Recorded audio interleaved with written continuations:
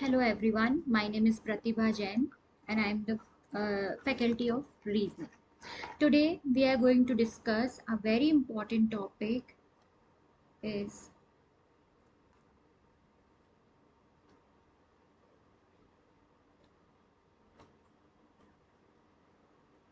Syllogism.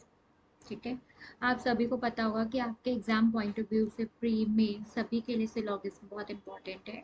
और syllogism एक ऐसा टॉपिक है जो आपका कहीं ना कहीं हर एग्जाम में आपको मिल ही जाएगा। देखिए, पहले के एग्जाम्स में अभी से 3-4 साल पहले तो इसके 5 से 6 क्वेश्चंस भी आते थे, बट अभी के सिनेरियो में थोड़ा सा कम कर दिए हैं क्वेश्चन। बट सिलोगिज्म एक ऐसा टॉपिक है कि अगर आपका क्लियर है तो आपको, सपोज करिए 5 क्वेश्चन भी अगर आ जाते हैं तो आपको 5 मिनट 2 मिनट लगेंगे हार्डली, अगर आपके सिलोगिज्म के कॉन्सेप्ट बिल्कुल क्लियर है तो। ठीक है। अच्छा, बहुत से लोग इसको सिलोजिज्म भी पढ़ते हैं बट इसका एक्चुअल नाम सिलोगिज्म है। और सिलोगिज्म को हम लॉजिकल डिडक्शन बोल सकते हैं। देखिए क्या होता है सिलोगिज्म में, आपको स्टेटमेंट्स दिए होते हैं कुछ, ठीक है, और फिर आपको दिए होते हैं कंक्लूजन्स। आपको क्या करना होता है, इन स्टेटमेंट्स के बेसिस पे बताना होता है कि कौन सा कंक्लूजन ट्रू है या फॉल्स है या करेक्ट है या इनकरेक्ट है। ठीक है।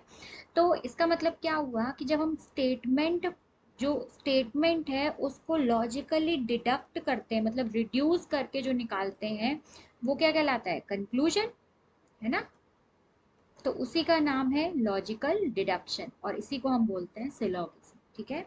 तो हमें क्या करना है, कुछ स्टेटमेंट्स दिए होते हैं, 2, 3, 4 जितने भी स्टेटमेंट दिए होंगे, मैक्सिमम 4 से 5 स्टेटमेंट्स होते हैं, और कंक्लूजन आपके 2 से 3 दिए होते हैं हर एक क्वेश्चन में। ठीक है। आपको बस क्या करना है, उस स्टेटमेंट से वेन डायग्राम बनाना है और कंक्लूजन देख के सॉल्व करना है। अच्छा, सिलोगिज्म को सॉल्व करने के दो मेथड हैं, एक होता है 150 मेथड, 100% 50% मेथड, एक होता है वेन डायग्राम मेथड। ठीक है। देखिए, 150% मेथड से 100% एक्यूरेसी नहीं आती, क्योंकि सिलोगिज्म में कुछ कुछ कंक्लूजन्स में पॉसिबिलिटी वर्ड यूज होता है। तो 100% 50% में पॉसिबिलिटी के एक्यूरेसी नहीं आ पाती है। इसीलिए हम क्या करते हैं, वेन डायग्राम बनाते हैं। और वेन डायग्राम मैंने आपको बताया था इसके पहले वाले भी कुछ क्लासेस में, कि जो पिक्टोरियल रिप्रेजेंटेशन होता है किसी भी चीज़ का, वो हमेशा बिल्कुल करेक्ट होता है। आपको देख के पता चल जाता है कि हाँ, इससे आंसर करेक्ट आ रहा है।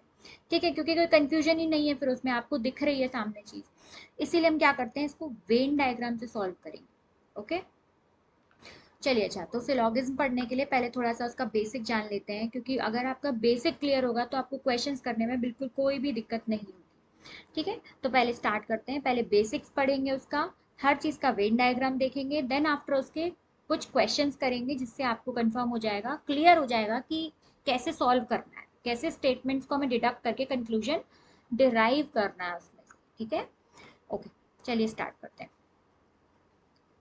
तो देखिए, सिलोगिज्म को हम पढ़ने के लिए दो कैटेगरीज में डिवाइड करते हैं, डेफिनेट और एक है इनडेफिनेट। ठीक है। सिलोगिज्म में कुछ कीवर्ड्स होते हैं जिनको हमने अलग अलग कैटेगरीज में डिवाइड कर दिया है, एक डेफिनेट और एक इनडेफिनेट कैटेगरी। डेफिनेट कैटेगरी में आते हैं आपके कीवर्ड्स हैं, पहले हमसे वो लिख रहे हैं, all, some, no, some not. ठीक है।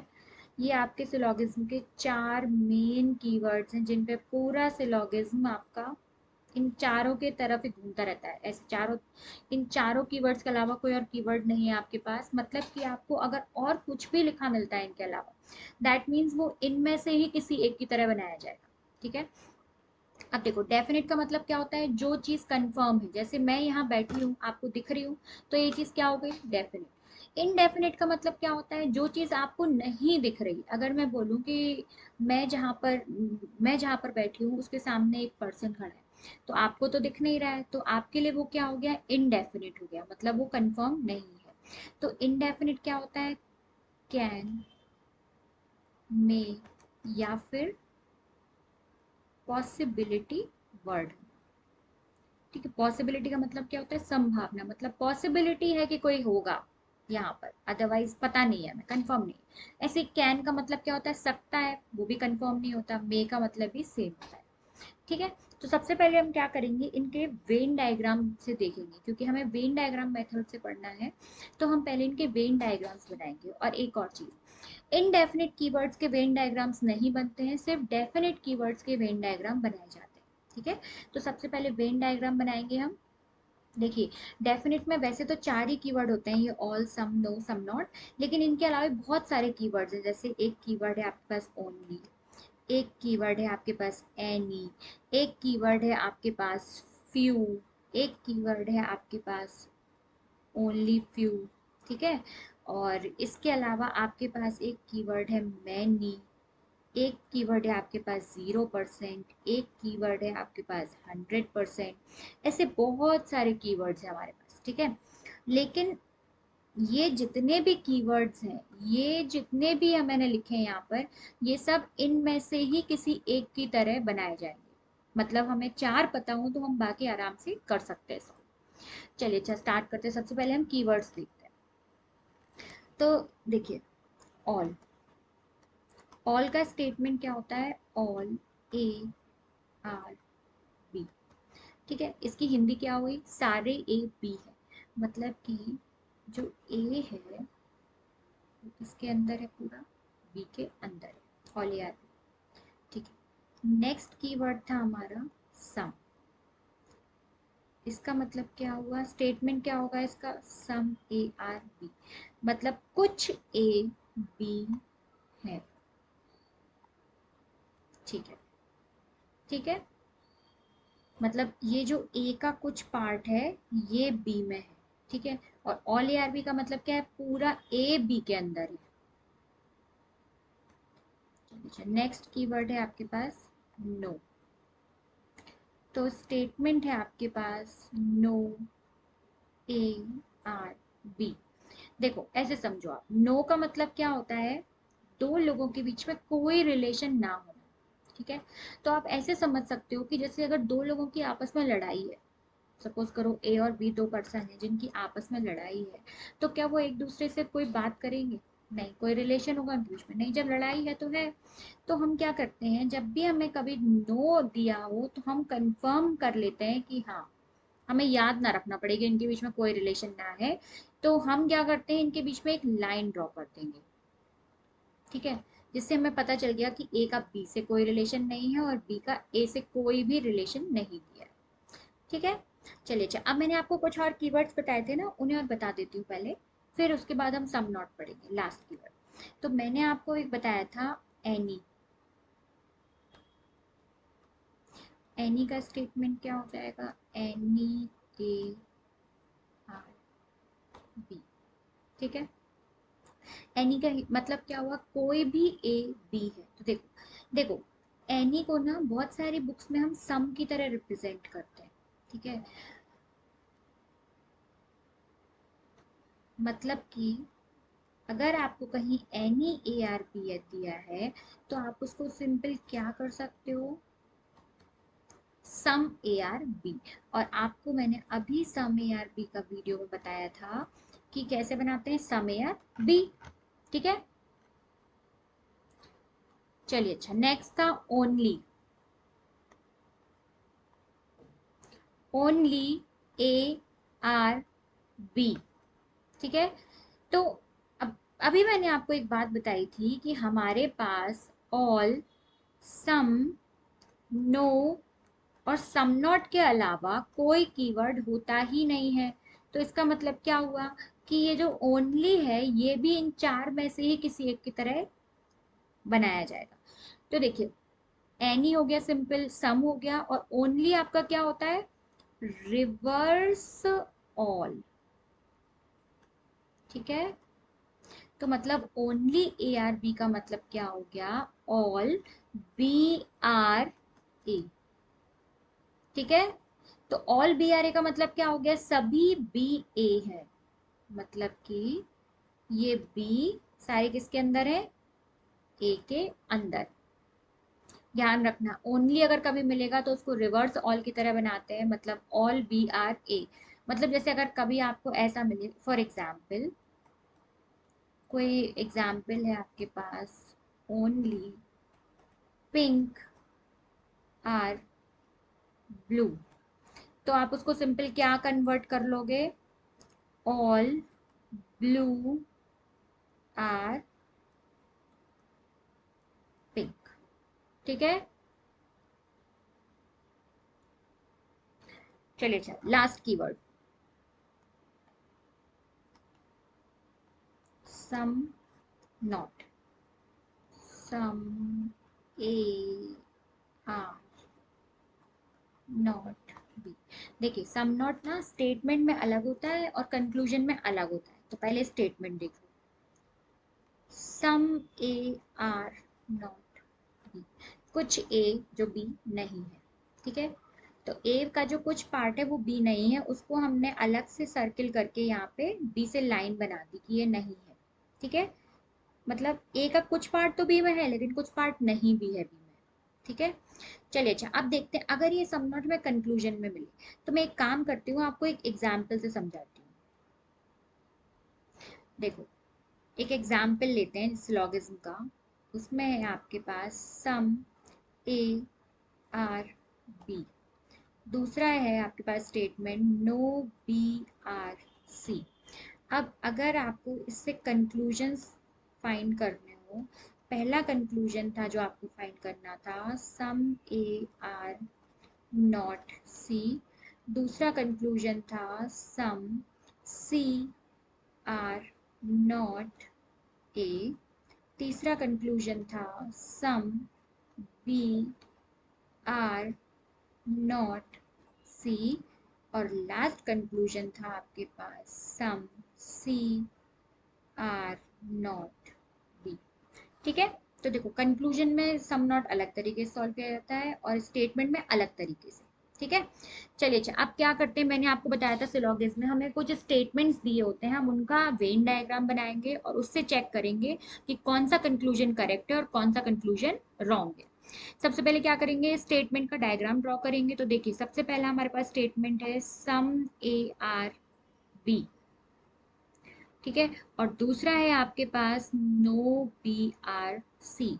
इसको आप बी के बगल में भी बना सकते हो, इधर कहीं भी बना सकते हो, बस ए को सी से कनेक्ट नहीं करना, क्योंकि हमें स्टेटमेंट में ए का बी से रिलेशन दिया है और बी का सी से दिया है।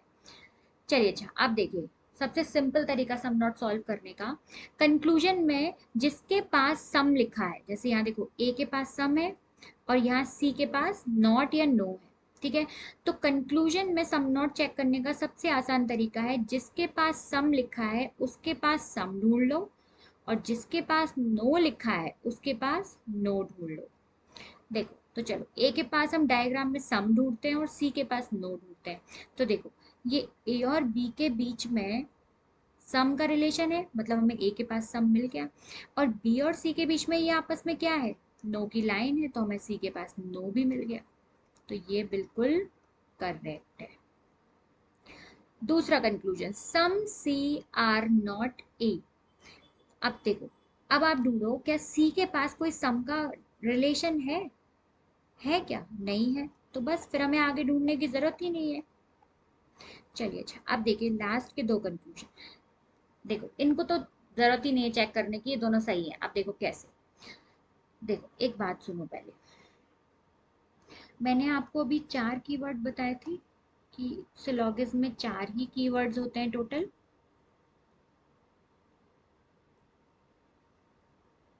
ठीक है, तो वो ये 4 कीवर्ड्स थे, all some no some not. ठीक है, अच्छा अब ये जो 4 कीवर्ड होते हैं ना, इनमें तो आप थोड़ा देखो, तो अगर मैं बोलूं कि आज क्लास में सारे स्टूडेंट आए हैं, मतलब ऑल, है ना, सारे मतलब ऑल, तो अब मैं आपसे पूछूं कि बताओ आज क्लास में कुछ स्टूडेंट आए हैं, तो जब आपको पता था कि आज क्लास में सारे स्टूडेंट आए हैं मतलब कुछ भी आए होंगे, कंफर्म है, जब सारे आए हैं तो कुछ तो आए ही हैं, है ना। इसका मतलब क्या हुआ कि जो सम होता है वो ऑल के अंदर आता है। मतलब अगर कहीं पर आपको बता दिया गया कि ऑल है, मतलब ऑल ए आर बी है, और आपसे पूछा जाए कि बताओ सम ए आर बी है, तो वो तो सही है क्योंकि हमें ऑलरेडी पता है कि सारे ए बी हैं। वैसे ही अगर हमें पता है कि आज क्लास में कोई भी स्टूडेंट नहीं आया है, मतलब नो, ठीक है, नो ए आर बी, मतलब कोई भी ए बी नहीं है। फिर अगर मैं आपसे पूछूं कि बताओ आज क्लास में कुछ स्टूडेंट नहीं आए हैं क्या, तो जब कोई भी नहीं आया है तो कुछ भी नहीं आए होंगे, है ना। तो मतलब क्या हुआ कि जो सम नॉट है वो किसके अंदर आता है, नो के अंदर आता है, ठीक है। अब देखो third conclusion, some B are not C, sorry, some B are not सी।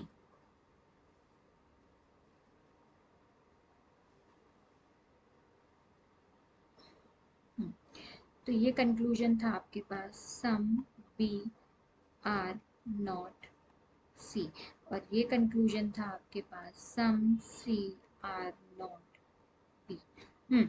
देखो आपको स्टेटमेंट में क्या क्या दिया है, some A are B, no B are C, तो बी और सी के बीच में तो ऑलरेडी नो की नो दिया हुआ है।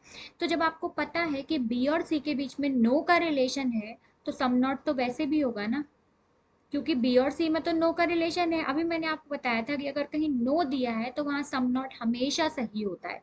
तो इसका मतलब क्या हुआ कि ये जो हमारा ये वाला कंक्लूजन है और ये वाला कंक्लूजन है, ये दोनों करेक्ट है। अब देखो, अब आप सोच रहे होगे कि ऊपर वाले ये दो क्यों हमें चेक करने पड़े और नीचे वाले हमने डायरेक्ट सही कर दिए। क्यों कर दिए, देखो नीचे वाले में क्या था, बी और सी में पूछा गया था सम नॉट, और हमें पता है कि स्टेटमेंट में बी और सी के बीच में तो नो ऑलरेडी है, तो इन्हें तो सही है। अब देखो पहले तो जो कंक्लूजन है उनमें किस में सम नॉट पूछा गया था, ए और सी में, है ना।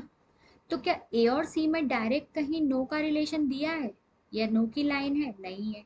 तो जब दो लोगों के बीच में कोई डायरेक्ट नो नहीं दिया होता है, हमें सिर्फ तभी ढूंढना पड़ता है कि ये सम और नो मिल रहा है क्या। अगर मिल रहा है तो ठीक है, नहीं मिल रहा है तो फिर हमें सर्च करना है, वो गलत है आपका, ठीक है। समझ में आया। चलिए अच्छा, आज इतना ही करते हैं, नेक्स्ट क्लास में हम इसके क्वेश्चंस करेंगे सिलोगिज्म के। ये आपका पूरा बेसिक हो गया सिलोगिज्म का, अब हम नेक्स्ट क्लास में इसके क्वेश्चंस करेंगे। Thank you class.